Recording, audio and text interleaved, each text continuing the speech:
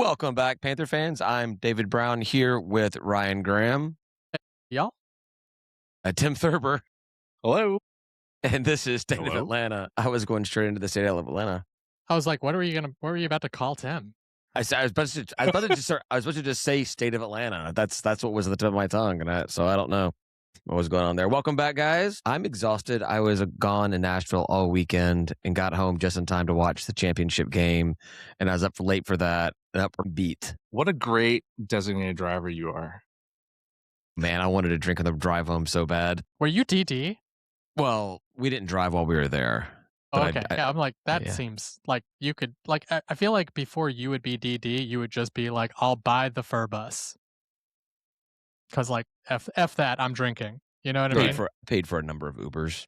You see what I'm saying? Like, I feel like that's Worth it. the David I know. Yeah, I also scootered to the Broadway from the house. It's like a 20-minute little scooter thing in the 30-degree weather. That was cold. That was very cold. I bet. I feel like everything in Nashville is better than Broadway. Everything else in Nashville is better than Broadway. That's why we were there.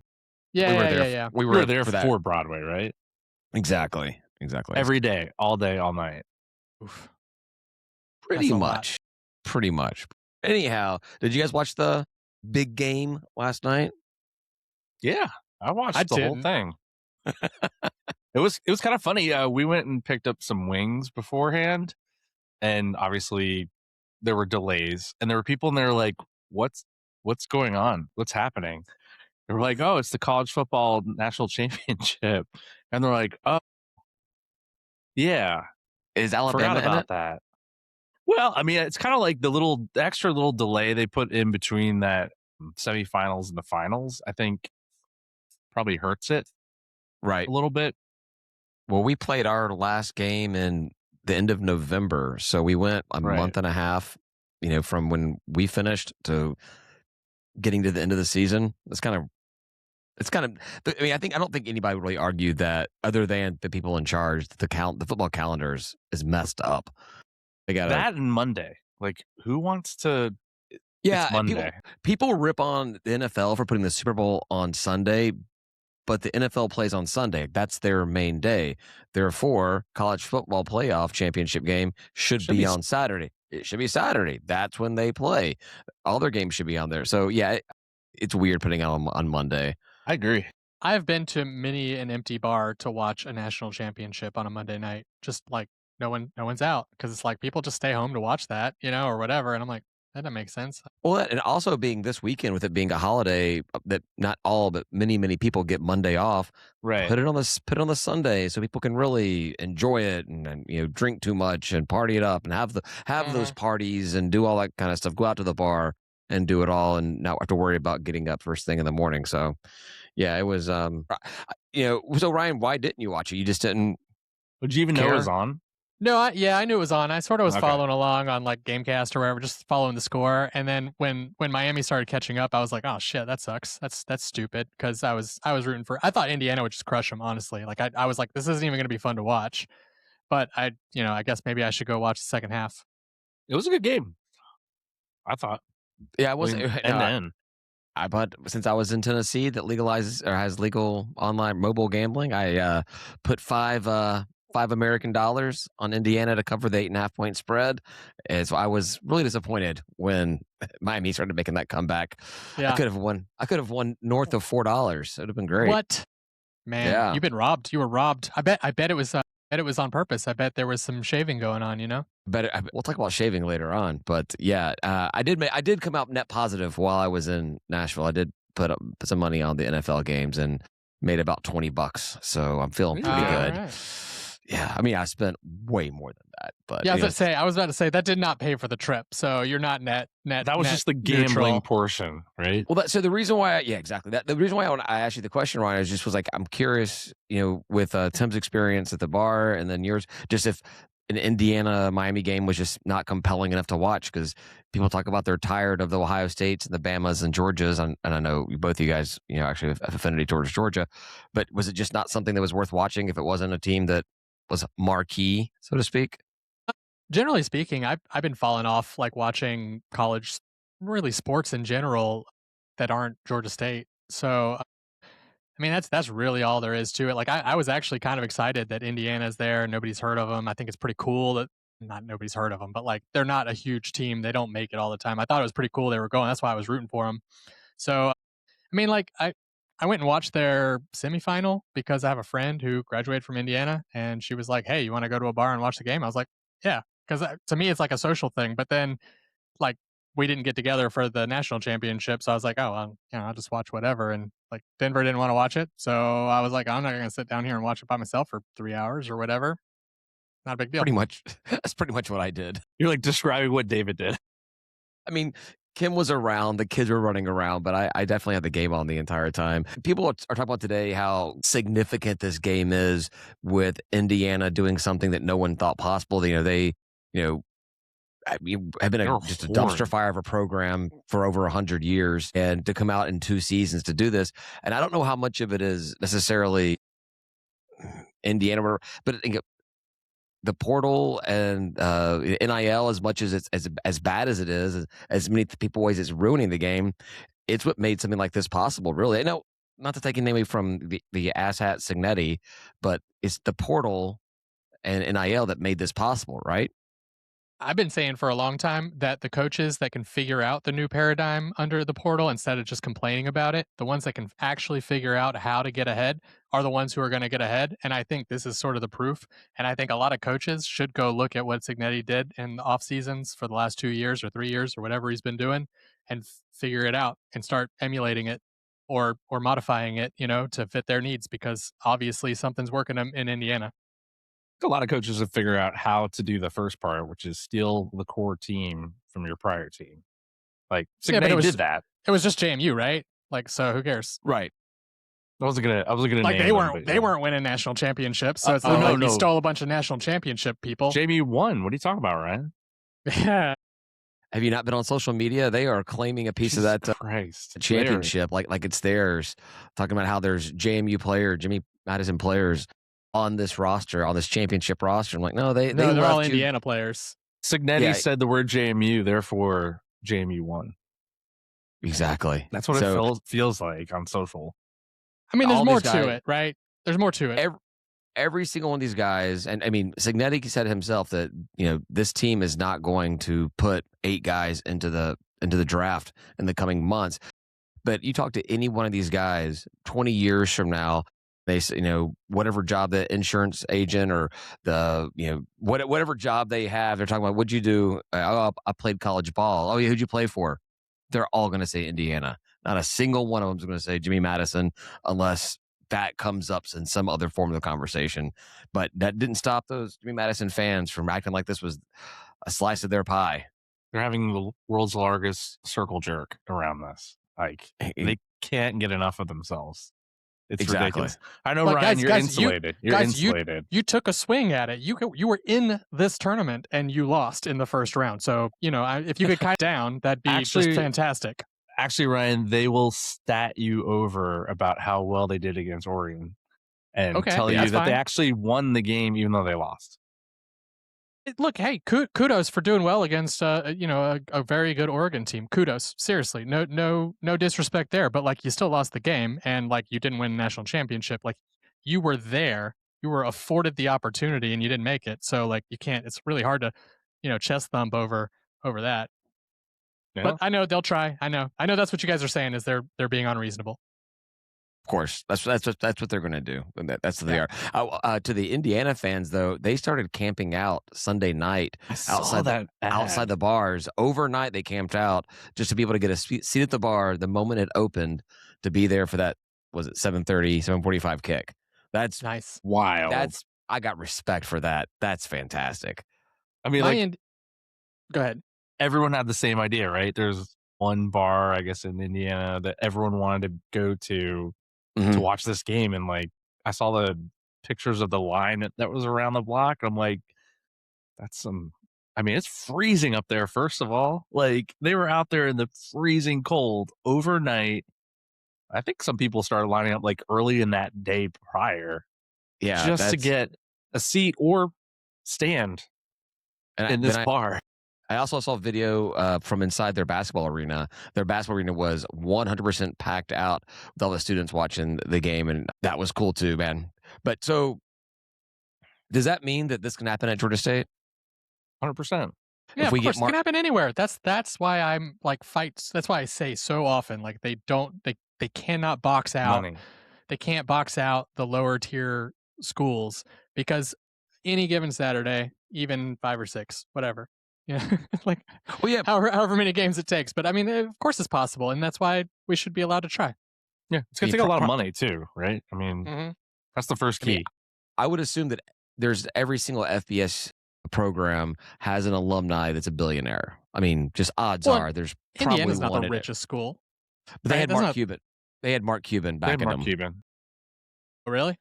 Yeah, but the weird thing about that is they didn't have any kids that came out of high school as a 5-star recruit. No, which is wild. They were a bunch of 3-star guys that was able. That's why I say you can't take it, completely away from Cignetti and put it all on the portal and NIL. He's definitely a good coach. Yeah, I mean, I think he said something. The line was, the whole thing of, the pieces. The sum of the pieces is greater than the whole part, or however that phrase goes. And that's what he put together. But man, he's just an arrogant prick, and I would love to take as much away from him as possible. That dude, I was telling my wife and all of her friends we were out in Nashville with, we're talking about this game coming up, and I'm like, this dude makes like Saban and Belichick look like a teddy bear. This guy's just a total D-bag, and that was the only reason why I wasn't rooting for Indiana. I was rooting for Indiana to win the game, but the only reason why I would not have been was just because of the type of arrogance that Cignetti has, and I've never been part of a program that was good enough to have that kind of arrogance. I did watch that semifinal game, or at least half of it, because I told you my friend, and I have not quite seen such a dominant performance against like such a high caliber team like Oregon, right? Like, I mean, they just got crushed. They just got obliterated. It was insane to watch, frankly. It was why do they let programs like Oregon even into the playoffs when it's going to be a non-competitive game? Yes, right? Yeah, you're not wrong. Exactly. You made that post over and over and over again in the group chat, which is true. It's a good point. Maybe, Oregon's a good team, but maybe they, matchup wise, they just didn't have it against Indiana. I don't know. Well, hadn't they lost to Oregon once before? And didn't they play them in the regular season? And Indiana beat them as well? Yes. So it was a rematch. And I don't think I knew that. It was worse this time. It was worse by halftime. It was worse. So, yeah. Oregon tried to get something going, and then I think something weird went Indiana's way, and then everything went Indiana's way. They just like took it and went with it. And I was like, man, this is an insane game. I mean, like we left at the half because we were like, this is not even exciting anymore. Indiana's just crushing them. Why am I paying $10 for a beer for something that's a boring game at this point? When I can go home and whatever. But I made a comment before. We talked about the playoffs and the expansion and the automatic qualifiers and this and that. And I was big on saying that all the talk of going from 12 to 16 or 16 to 24 is stupid, because really the top 6 is all you really need, because you only have more than 6 teams that legit have a chance in FBS football to win a championship. And then you got Miami, who doesn't even win their conference doesn't play for their conference championship, get all the way 10th coming in there, and they made it all the way. Maybe, right? I mean, like there was all the chatter with Notre Dame and who should Alabama be in, should Notre Dame be in, should Miami be in? Like, any one of those teams could have made it. If they did not have the rules on the G5 or the top conference champions making it in there, with Jimmy Madison and Tulane pulling up 11 and 12, maybe Miami drops all the way to 12, and whoever else they would admit it instead. Yeah, so exactly. I wasn't sure who to root for, honestly, in this one. Like, I grew up in South Florida, so it was pretty close to Miami. Kind of like when you're in elementary school in 4th grade, they're like, "Who do you cheer for?" And I'm fresh out of New Jersey. I'm like, first of all, Northeast doesn't care a lot about football for the most part. College football, at least, yeah. College football, at least. I mean, obviously Penn State, all that, but I just picked Miami because a lot of other people were picking Florida and Florida State, because there's really only 3 choices, right? It was Miami, Florida, and Florida State. It's like a little Florida. No, that didn't make any sense. Can't pick Florida where I'm at. Miami was closest. I don't know. I'm a fourth grader. Who knows what I was thinking? So like, I kind of wanted them to win, but then the Indiana story was so much better. Like, storybook. We've been terrible forever. Hey, it sounds like Georgia State. Now we have this new coach, and he's taking us to this promised land, and like we have one more game to win, and then we are like one of the best stories in college football. I don't know. Yeah. How do you go against that? Well, I didn't want Miami to win because I said that I haven't been a fan of a team that would give me arrogance, but I have been a fan of a team that gives me complete jealousy. And so I did not want Miami to win because I am on record as being jealous of Carson Beck. That is one ugly dude. I mean, that is an alien reptile. Say you hate. Oh my God, he's ugly as hell. But man, getting paid $4 million a year to be a student athlete without going to class. Did you guys see that interview where he's like, I haven't been to class in 2 years?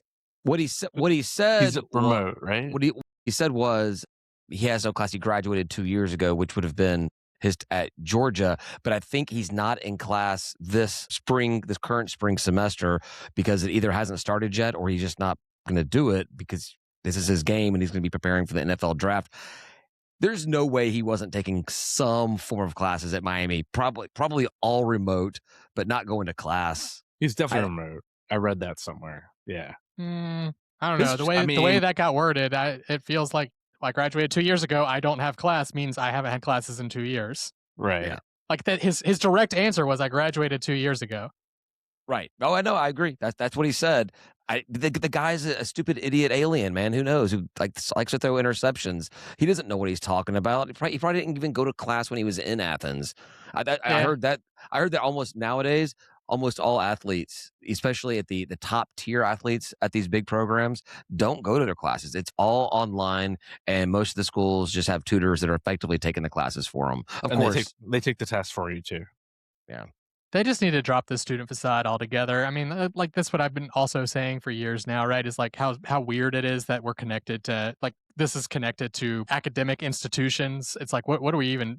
We make fun of the fact that they're doing like underwater basket weaving and like the UNC thing that came out, that stupid essay that was like a paragraph or whatever that was like hilariously terrible with an A on it. And it's like, I don't know, it's a mockery, you know? It's always been, though. It's not new. Just let it be optional. Like, look, if you want to go to college and be on our college team and you want a free education, great, it's here. You don't want the education, you can still play football. Just leave it at that, call it a day.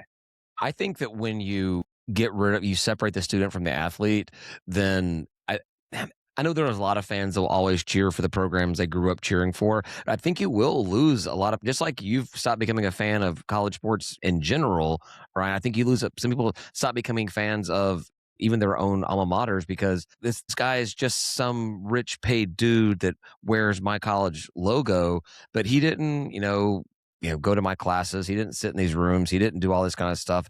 He has really no connection to this university outside of, the paycheck is getting to play the game. That will probably happen when the inevitable reaches the top 30, 40 teams breaking off or something. I like to think that when those teams are gone, the rest of us go back to more traditional student athlete type thing. Maybe that's the separation. Whether you're a student athlete, a paid employee athlete of the program, or a student athlete of the program, and that's the distinction of how they break away into the top 30 or 40. I don't know. I think you lose a lot of your fans. That would be cool. That'd be. I mean, for the lower tier that gets like broken off from, basically, that gets dejected.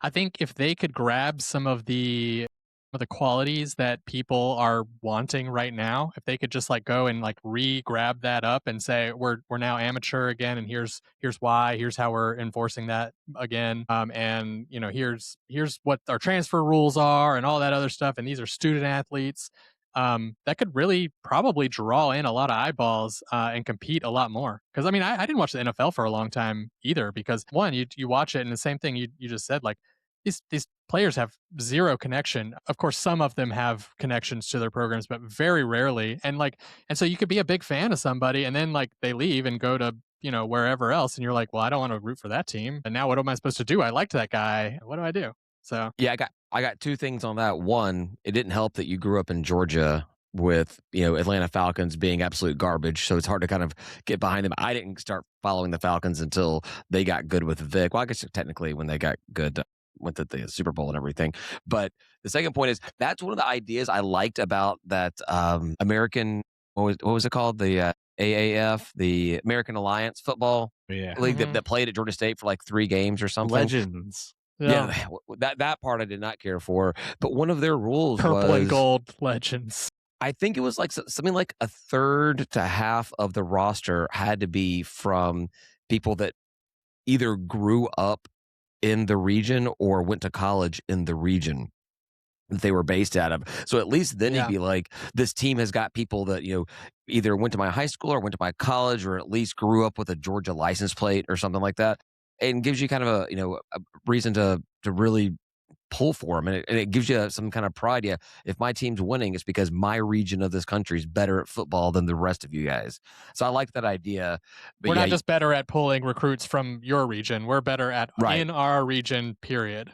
Right. Yeah, but that league was plagued with problems from the very beginning.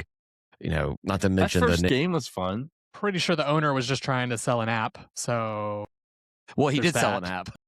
Exactly. I'm pretty, and then promptly just quit everything. So I'm pretty sure the goal was to sell the app and get out of Dodge. Yeah, there was rumors that actually it wasn't rumors. It was confirmed that Vic was going to be either the head coach or like the offensive coordinator for the Legends when they were playing there. And then it was like very last minute, took the TV gig or whatever it was that he got that stopped him from doing it. But that would have been something kind of interesting. Love him or hate him, Vic's a very polarizing guy in here. And that would have brought in a certain fan base to come see the games, I feel. Vic was so much fun to watch. Like, no doubt about it. I mean, I think he got forgiven. He did. By the end there, I think he was, there's people who don't know much about him, but I think he put in the work and definitely like I don't know, he felt like he did all the right things, I should say, and I think he was forgiven by the end there. I think there's 2 sets of people. There are people that are still upset with Vic and those that are not. And I think out of those that are not upset with Vic, it's probably 80 to 85% never cared at all, and another 15% that are like you said that did forgive him. I think it was effed up, but I, it's just, I think everything is forgivable, and he came out and just did the right things, and I ain't mad at it. Yeah, I ain't mad at that. You can always come out of something, right? You can always make things right. Maybe not as right as you should, or it'd be better if you didn't do the terrible thing or whatever. But like, right. You can always make things right, and I just seems like he did. So you're saying there's hope for Georgia State athletics, huh? Everything, man. Everything. All right. We don't at have some point we didn't have football. You know what I'm saying? So we went from 0 to something. So we can go from something to better for sure. Some would argue we still haven't gotten it yet. Well, they'd argue they're wrong. I mean, yeah. A little bit of football news, not really Georgia State, but the Sun Belt Conference. There was a court case between Louisiana Tech and Conference USA that Louisiana Tech lost, and it's about keeping them or about when they can actually leave the conference. It sounds like it's really just kind of an administrative kind of error or whatever. The Conference USA is claiming that Louisiana Tech knew was planning on leaving before they said they were leaving, and therefore should have forfeited some conference revenue share. But I think that they got paid their revenue money before Texas State ever said they were leaving the Sun Belt. So it's kind of hard. Even if they had talked to the Sun Belt and been like, yeah, if Texas State leaves, we'll come. They hadn't decided to come yet because Texas State hadn't left. But it sounds like it's purely clerical. They say Louisiana Tech says they still plan on joining the Sun Belt Conference July 1st, the new year. I did look it up. If they can't, a 13-game schedule does work, playing 8 conference games. So it's not like we'd be like really screwed on getting the schedules put together, but it may get everything delayed. We were supposed to already find out who our, what is it called?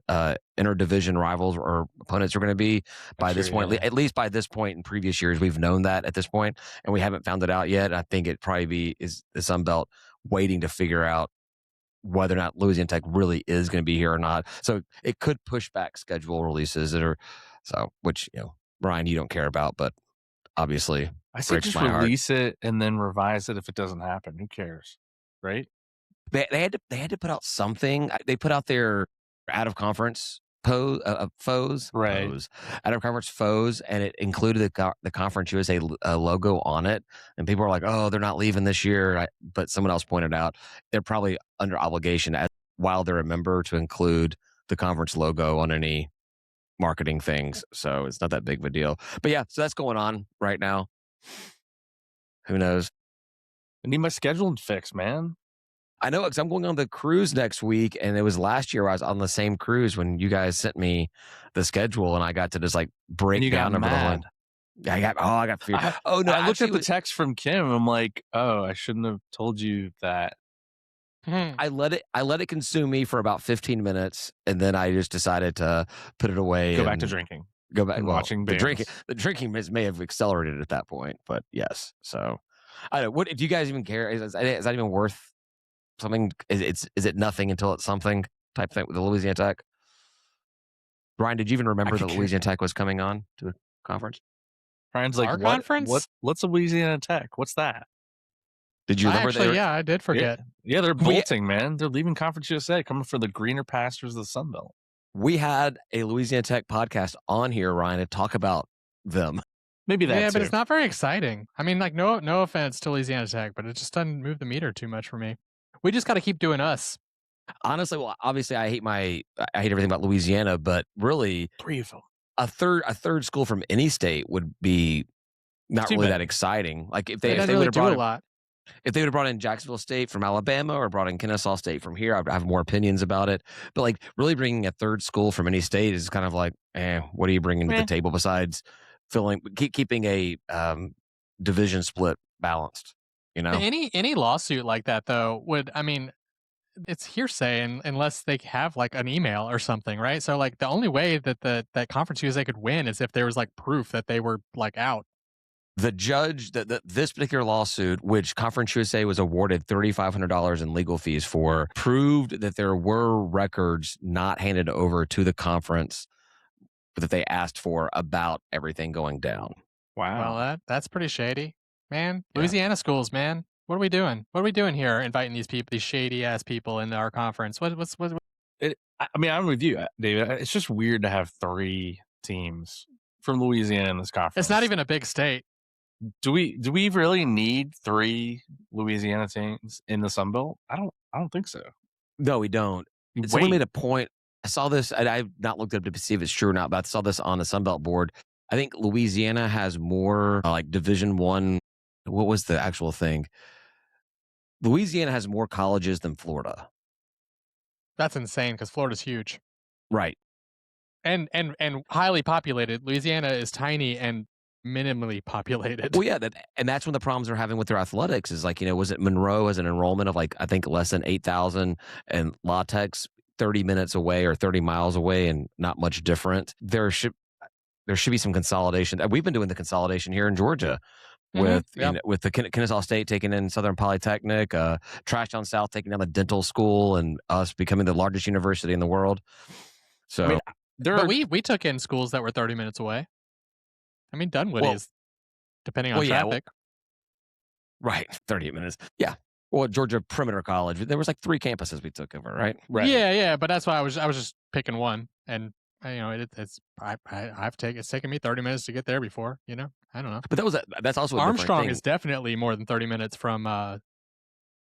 Yeah, it definitely is. But also, when we took over Perimeter College, it's a 2-year university. We didn't take over a 4-year university. Yeah, it's kind of weird too, because I guess people still have to like apply to Georgia State, even if they're students there. They still have to like officially transfer, even though it's the same institution. It's a little weird. I'm not sure if you guys noticed, but I went back to school at Georgia State for a semester this past, and the entire application process is around the 2-year or 4-year entrance and like which campus you're applying to with. And they sent me all of it because I'm bad at reading things and following through with stuff. So I did all my whole thing and got my acceptance, and all the information they had for me was the 2-year stuff. I'm like, did I apply for an associate's instead of a bachelor's? No, it was just Georgia State messed up, and they sent me all the wrong stuff, all the wrong links and everything. So, which was very believable, very, very believable. You're like, don't worry, GSU, I'm used to it. I haven't been a student here in years and years and years, but I'm used to it. So, like, I was looking at Conference USA because you were just talking about Louisiana Tech doesn't add anything. I would take Western Kentucky all day long over Louisiana Tech. I would take FIU over Louisiana Tech. I would even take Middle Tennessee. Yeah, I agree with all three of those. Shit, I'll take UTEP. I mean, UTEP would be the one. If you're just replacing Texas. Have you looked where UTEP is on a map versus where Texas State is? I mean, Texas State might as well be in Louisiana compared to where UTEP is, like as far west as you can get in Texas and still be in Texas. So that's about it. It's basically Mexico. Yeah. I don't know if I'd want to take like Kennesaw State or Jacksonville State, but Western Kentucky, FIU, or Middle Tennessee. I was a hard note. You said Middle Tennessee like that, but like when we joined the Sun Belt, that was the team I was the most excited about joining with, and I was like really upset when they transferred out. They want to come back. They're not doing much of anything with themselves right now. They're definitely not the type of program you want to have be associated with right now. Not that we're really bringing anything to the table either, but I do think it makes sense to have Tennessee there. Also, having been in Nashville for the weekend, not far away from Murfreesboro, I would very much enjoy that road trip every other year. I'm fine with Western Kentucky or Middle Tennessee had that been the pick.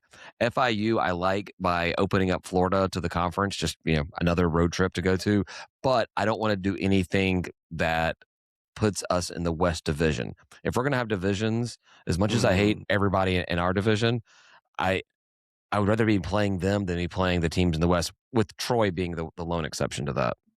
Good point. Yeah. So if all else fails, you want Troy to move over, not us to move over. You want Troy to the east. It would make more sense to you. Well, yeah, but we lost a team, so it's not like we would. So we just want to replace somebody west of the Georgia-Alabama state line, or abandon divisions and just keep some protected rivalries going. Like if they wanted to abandon divisions altogether and give us guaranteed games against Troy and Trash every year, okay. Aren't we the last conference with divisions now? Yes, we are. So I mean, it seems like it's going the way of the dodo, and it doesn't really make a lot of sense with today's environment and like we're flying everywhere, everyone's flying everywhere. Like maybe just kill the divisions. Well, the 3 of the 4 schools that joined specifically to have a very tight Eastern Division. Old Dominion and Marshall had been working on an Eastern alliance, so to speak, for a while with Conference USA. They wanted to focus on very, very close regional type teams, and that's why they pushed so hard for Jimmy Madison to be in there, is to keep that a very tight footprint. And you look at it, Appalachian State is a team that won out big when it came to the realignment and the joining the new the teams joining the Sun Belt, because you look at them, their average distance dropped dramatically for their regular season games, whereas Georgia State's went up because we are now the furthest west team in the conference, in the division. Sorry. You could set up something that, just say, your 4 closest opponents you always schedule or something like that. Like you'll have them every year, and everyone else, whatever. Right. But it's all just based on geography. Because I do get wanting to have a tight knit regional. Like we play the people who we can drive to every year, and that's good for our fans because they can get out there, and it's good for us, and because it's cheaper, it's good for everybody. So the only one. Sorry, Tim. I'll say one thing and then you go for it. But the only one problem with that, Ryan, and I agree with you, is that Trash and Appy are going to make a fit that they've got to play each other, and they're not close. That's true. Good point. No, I was just going to say, I mean, we have some of our own fans driving all the way up to, Marshall and JMU, and I'm like, I ain't doing that. That's too far. Also, give me an aircraft. I'm good. For the years they don't play, schedule an out of conference with them. Whatever. People schedule out of conference with in-conference opponents. That happens. That's like this year, right? So you know what? Sunbelt's not going to schedule you guys every single year, but you guys can. If you're upset, just schedule each other. It's fine. Yeah, and we've seen it happen several times. Hell, we had a bowl game with it this season. But I understand TDS fans can't help but be little bitches. So There we go. There it is. There, There you that's go. the response I was trying to get out of somebody here. Yeah, well, then that's also, I guess, is part looking at like old school college football. Part of the charm was, schools being from small time programs, small time college towns, where it necessarily wasn't really the easiest way to fly into places. Granted, the big money schools have made it very easy to get their teams to and from their programs. But like getting to Boone, not easy. Getting to Marshall, I think you have to fly into Cincinnati and then drive another 3 hours or something like that. It's not easy. But we're the really the lone exception. Maybe Mobile probably has a pretty decent airport. I think even Lafayette has Baton Rouge is not super close. Not too far. Mm-hmm. Yeah. Or maybe New Orleans is even closer. I'm not even sure which one it is because I can never remember them on a map. But yeah, it's difficult. That's why one of the selling points of Georgia State is it's really easy to get here and it's really easy for us to get to you. All right. You want to talk about Georgia State basketball?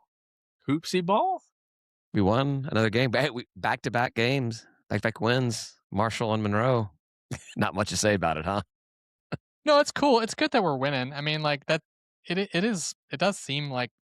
I mean, Tim, you said this last time. I think that it feels like we're on like we've got some good momentum. We do have momentum.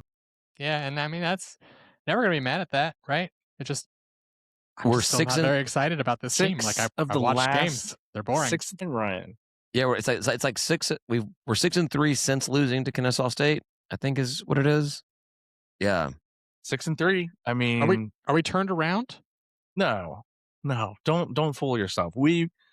I think the team has turned a corner as far as like their style of play, leaders on the team, other people stepping up from the bench and scoring significant points. Are we like a top 4 Sunbelt team? No, but we're agree. We're mid tier. We're getting better. I mean, like we'll see how it goes. We've got some tough games coming up. I think the rest of the schedule, with the exception of Lafayette and the MAC Challenge game, we're not going to be favored in any of those games. So that's going to be, doesn't bode well. But Brady put together an article. I think they came out today on Panther Talk. Maybe it was yesterday, and he talks about like what to take from this kind of seems like turned around Georgia State Panthers things. And he's not. I wouldn't say he's not that he's not complimentary, but he's not saying, hey, look, like this is going to start changing and we're going to be winning a bunch of games. But he's just kind of critiquing like, what he's seen. And I think the biggest takeaway I got from what he was saying was the team has figured out what works for them and what does not work for them. And they're leaning into what works for them, which seems a very, very common way to do things. So they're absolutely garbage at field goals, but they're really good at free throws and 3-pointers. So they're really leaning into the 3. Hey man, if that's if you got to give up some 2s to get some 3s, I'll take it. That seems good. Yeah. And we played Monroe. We beat the snot out of it. It was a close game. The first half of the game, we were down a lot, and ended the first half down by 1, and then went on a 26-0 run against Monroe. They are hands down the worst team in the Sun Belt. But if you want to take anything away from that, this was their worst beatdown in their Sun Belt matchups this season. Exactly.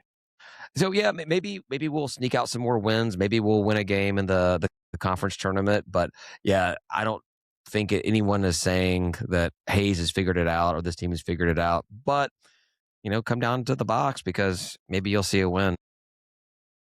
I mean, a 26 straight points is impressive. You can't go against it. We had one of our group chat members calling out the team at the half, and then they just went on this absolutely bonkers run, which was amazing.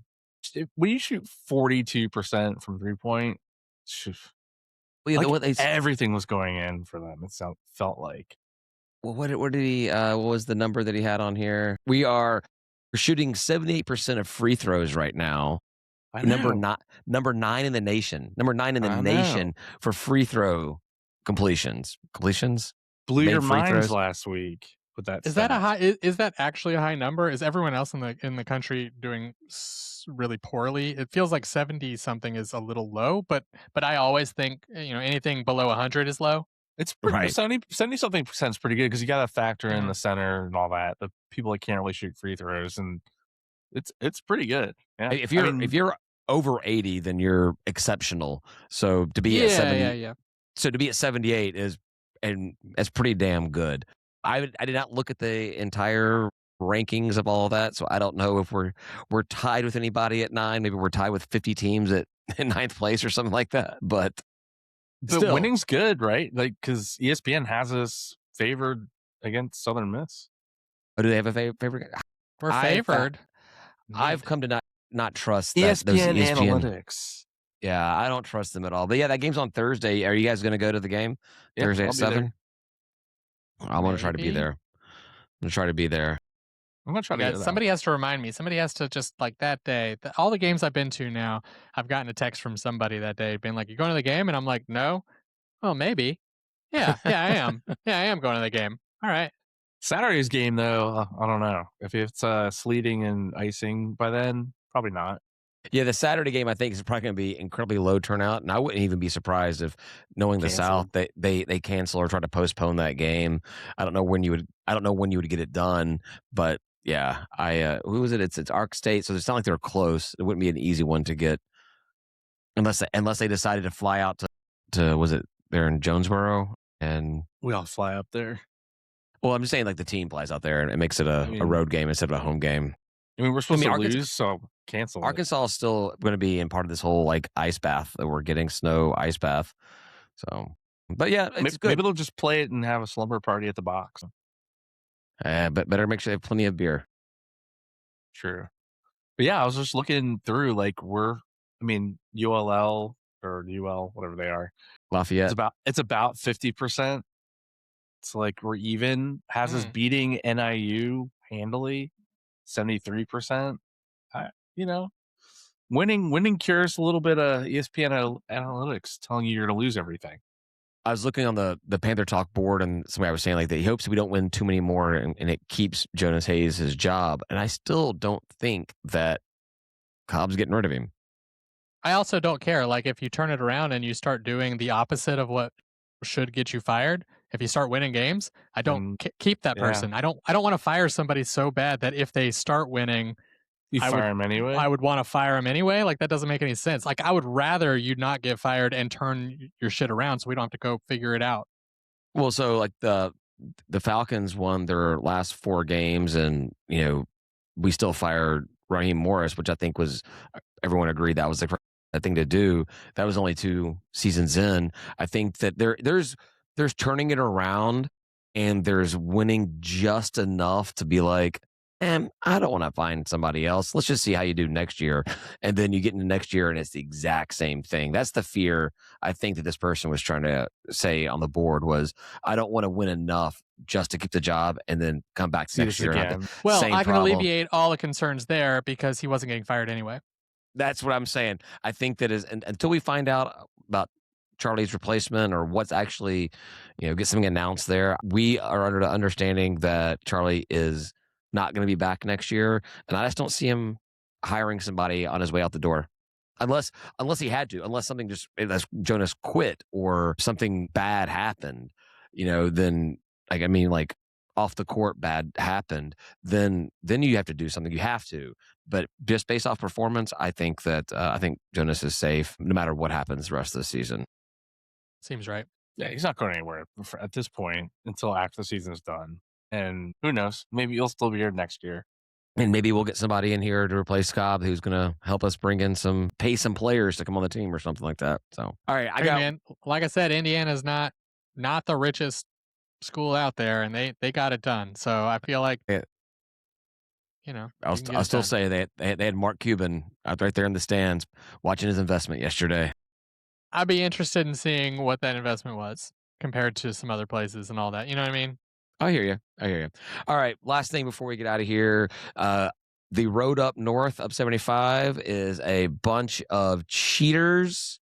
Cheaters. Who's cheating? What's going on? Liars. Kennesaw State had a player federal indictment for cheating, for wire fraud, for wire tampering. I don't know. I don't know all the charges, but for cheating, for shaving points. Yeah, Off so of I was games. gonna say, yeah, the good news is they beat us and they were cheating, so it's like, oh well, you're cheaters, of course you won. But the bad news is they were cheating by losing points on purpose. know. So it's like it doesn't feel good. Well, maybe it doesn't matter because we'll have to vacate the wins. I hope so. Can they vacate In our their win hearts, we'll against know. us? Yeah. That'll be in our hearts. They'll know as well. So yeah, Mhm. the vacating wins thing is always dumb to me. But being on the side of it where our losses would be vindicated, I find it hilarious. What I felt was hilarious was, what was it? The last game that Kennesaw played, the Georgia Lottery was one of their sponsors. It was like gambling sponsoring Kennesaw State, and they just had a point shaving scandal and gambling scandal. Love it. It's perfect. So one thing I saw was someone saying that it was just the single guy, whatever his Colette or something like that is his name, and if it's just him, that maybe he gets punished and the program itself doesn't get punished. But I want to say I saw a tweet by by Kennesaw State guy, the guy that covers Kennesaw State, saying that dude talked to other players about getting in on it. And they said they didn't want to do it. So good for them not wanting to do it. But by saying nothing to the coach or anybody else to compliance, you're complicit in the whole thing. So now, even if the coach didn't know, that entire program if it comes out that this is true, you may have to vacate a couple of seasons of everything, right? Yeah, but snitches get stitches, so I understand not coming out with that. Just being like, no, I'm not into it, but you do you. But also, F you, man. You're like losing points on purpose. Actually, as a fellow player, I would be a little angry about that, probably. It was funny to see some of the gameplay. They had like some clips of the different teams playing and like passes that are like just sloppy and basically to the other team to make sure you're not going to score. It was like, I guess it was obvious, but then I don't know. We'd watch Georgia State play, and if we were doing it, we're like, no, that checks. Yeah, we've seen some bad basketball, so you see those clips and you're just like, it's possible. That looks like D1 basketball to me, man. That's what I watch. I did see somebody, or at least somebody, was indicted from Tulane, Coach Hunter's current program. I didn't like seeing, other than it being a New Orleans school, I loved seeing that part, but Coach Hunter being associated with it, and then by proxy, RJ, I don't like that at all. So is this like one group of people who were reaching out to like various student athletes across the country and just like got a couple of people to like come in? It was like one single conspiracy, or they were doing the dumbest thing in the world. So this is, if I'm understanding it correctly, this is something that got figured out by the sports books and the casinos, because they noticed some irregularities, like people betting $50,000 on a Kennesaw State game, $250,000 on something like crazy. I see. Yeah. So when you start putting high dollar values on these, like, low, mid, major programs in these games that no one's really paying attention to, and there's no history of betting that kind of money on the game, they start noticing things. So that's my understanding of how this all came about, was the sports books are the ones that kind of instigated the whole deal. Whether or not there's a single person that's arranging it or just a bunch of idiots that happen to be caught at the same time, no idea. Well, and if you're gaming the system, you are stealing from those organizations, basically. That's essentially it's theft. It's theft by fraud. So yeah, there's like 15 or 17 schools or players or something. So it's not just like completely isolated incidents. But when I saw Kennesaw State in there, I just giggled like a little schoolgirl. That just made me crack up. Yes. I sort of love though the self-policing in that ecosystem, like, oh, we're gamblers, but like also we're not here for that business. You're actually cutting our bottom line, and we're gonna come after you because like, well, we'll cheat, thank you very much, but they actually can't though, right? They literally just this day and age, you really can't do anything like that without somebody noticing and giving a shit. Exactly. So, yep. Sorry, Kennesaw. I think they've already been ruled ineligible for the tournament this year. Yeah, nice. I don't know. I think that's what I saw was the NCAA tournament. I have no idea if Conference USA has a similar ban on them for being in the conference tournament or not. So I would hope so. It'd be kind of awkward to let them play in a conference tournament, win it, and then and then they can't go. not be able to represent your conference. And I mean, they would just send somebody else. The runner-up. Yeah. Mm. Yeah. So, well, that's all I have for this week. That's it. Seems like enough. We're done. Yeah. It's time to go home. Time to last call it, man. I can drink this vodka that's been staring at me for the past 51 minutes. I definitely need a What refill. do you mean? Are you trying to are you trying to control yourself? Are you setting rules for pacing? yourself? No, I drink beer during the podcast, but I always bring me a cocktail down. I know, but if you really just wanted that vodka, you could just have it. Sometimes I forget and drink from it too. I think sometimes you do double fist. You kind of alternate between So beer and you ever liquor. drink something? This is more of a last call type thing, but you ever like go for a drink of something and it not be what you were expecting? Like I went to go take a chug out of a Diet Coke once and it was a beer, and I was like, not that I don't love beer, but man, I took a much larger sip of this than I would normally do right now. And I was like, In high school, I drank Surge. Remember Surge? Oh, I remember Coca-Cola Surge. product. It was like Mountain Yeah. Dew, but like worse. yeah. I picked up a can that I thought was my fresh one, and I took a swig, and it was day old, and my brother had ashed in it. Yeah, so it was like flat and disgusting, and also had cigarette ash in it. It was rancid. At least it wasn't piss. I don't think I vomited, which is crazy. Like what was it? Oh yeah, it's definitely last call, but like was it American Pie? American Pie where they takes a chug of the drink on the counter on the nightstand. Yeah. All right. Ugh.